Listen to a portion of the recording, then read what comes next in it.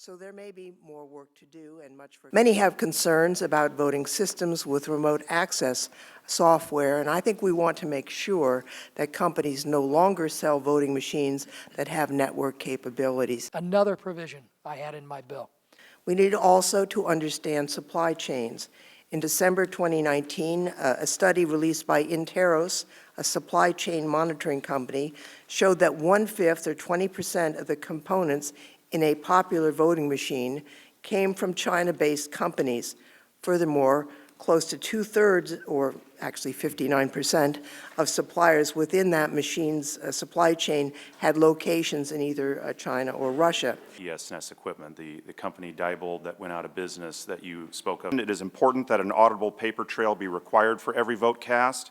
ES&S has stopped selling new voting machines that do not produce an auditable paper record as the primary voting device. The technology comes to be in terms of... The election industry is far better informed, better supported, and more agile when it comes to cybersecurity threats as a direct result of the Department of Homeland Security's designation of the American election system as critical infrastructure. Systems and services to jurisdictions across. For 2020, we have been working closely with jurisdictions seeking to upgrade their voting systems.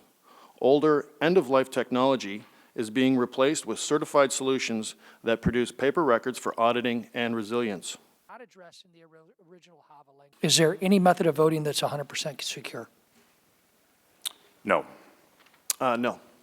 No. To your knowledge, has a foreign state ever successfully breached or hacked any of your vote tallying election machines? Mr. Burt? No. Mr. Polos? No. What then was the primary target of our foreign adversaries in the 2016 election?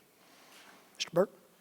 Well, Ranking Member, I think there are potentially differing public views on that, but what I can say is that, as you asked a minute ago, we've seen no evidence that any of our voting systems have been tampered with in any way. Mr. Polos?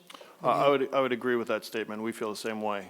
Can't speak to what the primary purpose was of the attacks, but there's, to our knowledge, no evidence on our systems as well. Well, you guys already answered that. Ms. Mathis, do you know what was attacked during 2016? Do not have personal awareness of that. Okay, I believe reports say there were centralized voter registration systems, even one in my home state of Illinois. Where do these centralized state voter registration system databases come from? Ranking Member, it's various depending on the Do they come from any of your companies? We do host voter registration systems for a limited number of states, yes. How about you, Mr. Polos? We do not. We do not.